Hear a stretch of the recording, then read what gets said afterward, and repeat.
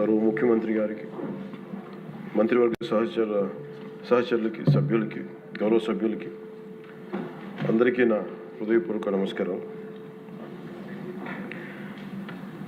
ఈ తిరుమల ఈ లడ్డు మీద జరిగిన ఈ కల్తీ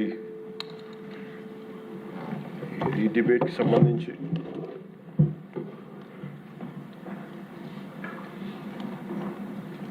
$68 లక్షల కిలోల నెయ్యి అని చెప్పే ఒక కల్తీ నెయ్యిని వాడారు. దీని మీద ఫస్ట్ ఇది ఎలా బయటకు వచ్చింది? గవర్నమెంట్ ఫామ్ అయిన కొత్తలో గౌరవ ముఖ్యమంత్రి గారు ఎన్డీఏ మీటింగ్ మమ్మల్ని అందరినీ పిలిచి కండక్ట్ చేసినప్పుడు ఆ రోజు ఒక నేషనల్ డైరీ డెవలప్మెంట్ బోర్డు చేసిన రిపోర్ట్ని చదివారు. వీళ్ళు గత పాలనలో ఇది కూడా జరిగింది అనేది టీటీడీ బోర్డు వారి పాలక మండలి చేసిన ఇది కూడా జరిగింది అనేది తెలియజేశారు. అంతే, అక్కడితో అయిపోయింది అధ్యక్ష. దాన్ని అంతకు మించి ముందుకు తీసుకెళ్ళాలి. లేదంటే నేను అది విని నాకేమనిపించిందంటే ఇలాంటివి కూడా జరిగినాయా? ఎందుకంటే ఆల్రెడీ గతంలో తిరుమలకి పైకంత వెళ్ళినప్పుడు కొంత స్థానికంగా కొంత చెప్పింది, తిరుమలలో చెప్పింది, ఇవన్నీ కోరిలేట్ చేసుకొని కొంత ఆ ప్రసాదం కూడా క్వాలిటీ లేదని ఎలా చేశారు ఏంటో అనుకున్నాం. కానీ ఒక గబుక్కుని ఒకళ్ళ బ్లేమ్ చేయడం అనేది చాలా ఆలోచించి మాట్లాడుతాం. ముఖ్యంగా పబ్లిక్ లైఫ్లో ఉన్నాం కానీ బాధ్యతగా ఉన్నాయి మా పొజిషన్లో. అలాంటిది అసలు ఈ నెయ్యిలో కల్తీ జరగలేదు ఇవన్నీ వాళ్ళు మాట్లాడుతుంటే దాని మీద చాలా కంప్లీట్ వివరణ ఇవ్వాల్సిన అవసరం ఉంది అనిపించింది అధ్యక్ష. ముఖ్యంగా గత ప్రభుత్వ పాలనలో ఉన్నప్పుడు ఎక్కడా కూడా దేవాలయాల మీద దాడులు జరిగిన ఇంకోటి జరిగిన ఎక్కడా కూడా మేము దోషుల్ని పట్టుకోండి అని చెప్తా వచ్చాం తప్ప ఎక్కడా కూడా మీరు చేయించారని కానీ మీరు ఉన్నారని కానీ ఎక్కడ ఎందుకంటే తక్కువ అలా కూర్చోబెట్టి ఎలా పడితే అలా మాట్లాడటానికి బాధ్యత ఉంటాం కాబట్టి అలా మాట్లాడలేము. అలాగే ఇది కూడా గౌరవ ముఖ్యమంత్రి గారు రోజు ఎన్డీఏ సభలో చెప్పినప్పుడు మాకు కూడా ఏమనిపించిందంటే దీన్ని ఎలాగా అడ్రస్ చేయాలో నాకైతే ఇంటికి వెళ్ళాక నాకు అర్థం కాలేదు. ఇలాగ యానిమల్ ఫ్యాక్ట్ కూడా కలిసి ఇది ఎన్డీడీబీలో వచ్చింది అని నేషనల్ డైరీ డెవలప్మెంట్ బోర్డు దాంట్లో. సో ఇవన్నీ కూర్చోబెట్టి మాట్లాడుతున్నప్పుడు నేను తర్వాత మార్నింగ్ నేను ట్వీట్ చేశాను అధ్యక్ష. దాని మీద ఎందుకు ట్వీట్ చేయాల్సి వచ్చిందంటే వరుసగా నన్ను ట్యాగ్ చేస్తే చాలా మెసేజ్లు వస్తూ ఉన్నాయంట.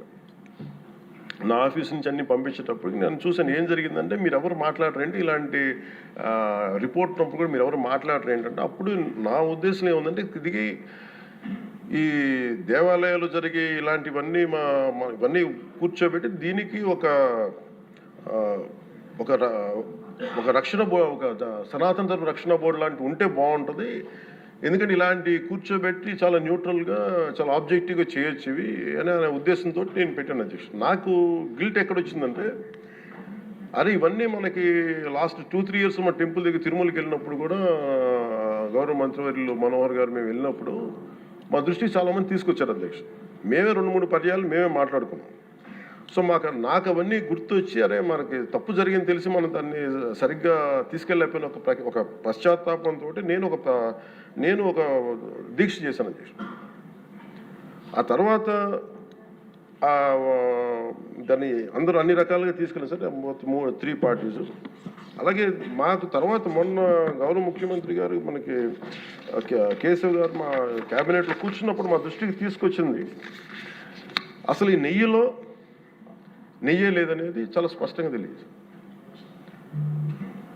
మాకేమనిపించిందంటే ఏదైనా సరే innovation is very important in life.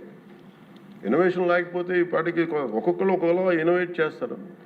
But ఈ పర్టికులర్ ఈ గత ప్రభుత్వంలో ఉన్న వ్యక్తులు వీళ్ళు అరాచకంలో ఇన్నోవేషన్ చేశారు. వీళ్ళు కల్తీలు కూడా అంటే మామూలుగా ఒక నెయ్యి కావాలంటే పాలలో నుంచే కాకుండా రసాయనాల నుంచి కూడా తీయచ్చు, మిగతా వాటి నుంచి కూడా తీయచ్చు అని చేసి చూపించారు. దానికి సంబంధించిన కంప్లీట్ ఈ సిబిఐకి ఆ రిపోర్ట్ ఇచ్చినప్పుడు ఎక్కడా కూడా నెయ్యి లేకుండా వీళ్ళు నెయ్యి తయారు చేశారని చాలా స్పష్టంగా తెలియజేశారు.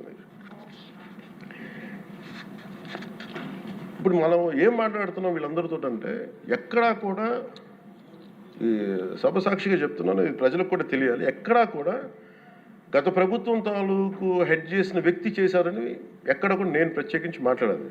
నేనేం చెప్తాను, టీటీడీ పాలక మండలి బాధ్యత ఇది. మీరు కూర్చోబెట్టి మీరు బాధ్యత తీసుకొని వాళ్ళ పార్టీ ఆ ప్రభుత్వం స్థాపించినప్పుడు వాళ్ళ నియమించిన పాలక మండలి వాళ్ళు చేసిన తప్పులకి సింపుల్ ఏం చేయాలి అధ్యక్ష, ఒక ఇంటర్వ్యూలో కూడా నన్ను అడిగితే నేనేం చెప్పానంటే, you mean to say you going to blame the person who headed the last government అంటే, my intention is not that. My intention is always to say that who did this, who are the perpetrators. A perpetrators is more or less they are the TTD board. Let them be accountable for that. ఎక్కడ కూడా నేను ఈ వ్యక్తి గురించి మేము మాట్లాడలేదు, ఎందుకంటే డైరెక్ట్గా ఇన్వాల్వ్మెంట్ ఉందని మనం చెప్పట్లేదు అది, ఎందుకంటే వాళ్ళు నియమించిన బోర్డు ఇది. కానీ వాళ్ళు ఏం చేస్తున్నారు అక్కడ కూర్చోబెట్టి, ఎక్కడా కూడా సింపుల్గా ఏం చేయాలి దీక్ష, నిజంగా నేనేం చెప్పాను ఆ ఇంటర్వ్యూలో కూడా, ఆయనే తప్పు, నాకు సంబంధం లేదు, మేము పలానా టీటీడీ బోర్డు చేసింది ఇది, ఆ టీటీడీ బోర్డు మీద మీరు నిష్పక్షపాతంగా ఒక కమిటీ వేయండి, ఆ దోషులు శిక్ష పడేలా చేయండి, వాట్ ఎవర్ దాని అవుట్కమ్ ఏముంటుందో దాన్ని బయట పెట్టండి, ఇంత సింపుల్గా తేల్చేయచ్చు. వాళ్ళు వెనకెందుకు వేసుకొస్తున్నారు నాకు ఈ రోజుకి నాకు అర్థం కాదు. ఈ రోజుకి వెనకేసుకు రావాల్సిన అవసరం లేదు. వెరీ క్లియర్ కట్ రిపోర్ట్ ఇచ్చింది. ఇందులో కంప్లీట్గా అసలు నెయ్యి లేకుండా వీళ్ళు నెయ్యి తయారు చేశారు కనుక, రసాయనాలతోటి పామ్ ఆయిల్ తోటి వీటన్నిటితో బేస్ చేసుకొని నెయ్యి లేకుండా నెయ్యి తయారు చేశారు. It's very clear cut, it's evident. ఇప్పుడు ఎందుకు ఇంత డిస్కషన్ అవుతుంది అధ్యక్ష, మనందరం కూర్చోబెట్టి ఇంత సభా సమయాన్ని ప్రజలకు ఇవ్వాల్సింది కేవలం తిరుపతి లడ్డు గురించి ఎందుకు మాట్లాడాల్సి వస్తుందంటే, వాళ్ళు నిజంగా కనుక ఉప్పేసుకుని ఉంటే కల్తీ జరిగింది, దానికి తగ్గ లా ఏం కోర్స్ యాక్షన్ ఏం తీసుకోవాలో తీసేసుకుని అయిపోతుంటే, దానికి ఎవరైతే పర్పెట్రేటర్స్ ఉన్నారో వాళ్ళకి ఆ శిక్షగా వెళ్ళిపోతారు. అలా కాకుండా అసలు ఆ నెయ్యిలో కల్తీ లేదు, యానిమల్ ఫ్యాట్ లేదు, రిపోర్ట్ ఇచ్చిన తర్వాత ఇవన్నీ. అందుకని ఈ సభ ఈరోజు ఇంతమంది మాట్లాడాల్సి వస్తుంది అధ్యక్ష. మాకు ఏమనిపించిందంటే అధ్యక్ష, దీన్ని క్యాబినెట్ మీటింగ్లో మా దృష్టికి తీసుకొచ్చింది మీకు తెలియజేస్తున్నాను మీ ద్వారా ప్రజలకి. సిబిఐ నేతృత్వంలోని ఈ స్పెషల్ ఇన్వెస్టిగేషన్ టీం ఆ నెయ్యి తయారీకి 1 లీటర్ పాలు కూడా వినియోగించలేదని చెప్పి చాలా ఖచ్చితంగా తేల్చింది. ఆ పామాయిల్లో రసాయనాలు కలిపి తయారు చేసినట్టు చెప్పింది. ఆ ఇతర రసాయనాలు ఏ మూలకాల నుంచి తయారయ్యాయో నిర్ధారణ చేసే సాంకేతికత, దానికై సంబంధించిన టెక్నాలజీ ఆ పర్టికులర్ మా వద్ద లేదనేది ఆ సిట్ తేల్చేసింది. ఈ కేసులో 36 మందిని నిందితులుగా తేల్చింది. శ్రీవారి ప్రసాదాన్ని అపవిత్రం చేసేందుకు ఒక ప్రణాళిక, ఒక ప్లాన్ ప్రకారం కుట్ర జరిగిందన్నట్టు సిట్ తెలియజేసింది. అలాగే దీని ముందు ఏం జరిగిందని చూస్తే, తమకి నచ్చిన సంస్థలకి నెయ్యి సరఫరా కాంట్రాక్టులు కట్టబెట్టేందుకు ఒక ప్రణాళిక ప్రకారం టెండర్ నిబంధనలు సవరించారు. నెయ్యి సరఫరాకి సంస్థకి ఉండాల్సిన కనీస వార్షిక టర్నోవర్ 250 కోట్ల నుంచి 150 కోట్లకు తగ్గించారు. రోజుకి 4 లక్షల లీటర్ల పాలు సేకరించాలన్న నిబంధనని తొలగించారు. డైరీ రంగంలో 3 ఏళ్ల అనుభవం ఉండాలన్న నియమాన్ని ఏడాది కుదించారు. రోజుకి 12 టన్నుల వెన్నెయ్య తేయాలన్న నిబంధనను కూడా 8 టన్నులుగా మార్చేశారు. అంటే ఒకరికి నెయ్యి కాంట్రాక్ట్ ఇవ్వాలంటే ఇన్ని నిబంధనల్ని తూట్లు పొడిచారు. అది చేసిన తర్వాత మళ్ళీ సవరణ అనంతరం వీళ్ళు ఎంపిక చేసిన సంస్థలు 20-23 మధ్య నెయ్యి సరఫరా చేశాయి. నెయ్యి సరఫరా చేసిన సంస్థకు అందుకు కావాల్సిన కనీస అర్హతలు లేవని సిట్ ఛార్జ్ షీట్లో ఉంది. వీరు నెయ్యి సరఫరా ఎంచుకున్న సంస్థలు బోలేబాబా అని కానీ దానికి అనుబంధ సంస్థలు మాల్గంగా, వైష్ణవి డైరీలు 1 లీటర్ కూడా నెయ్యిని పాల నుంచి తయారు చేయాలని స్పష్టంగా చెప్పారు. ఇది 1924 మధ్య 11 కోట్ల మంది భక్తులను శ్రీవారిని దర్శించుకుంటే ఆ కాలంలో మొత్తం 48 కోట్ల లడ్డు ప్రసాదాలు విక్రయం జరిగింది. దాంట్లో సుమారు 20 కోట్ల లడ్డూలు నకిలీ నెయ్యితో తయారయ్యాయని చెప్పి టీటీడీ రికార్డ్స్ తెలియజేస్తాం.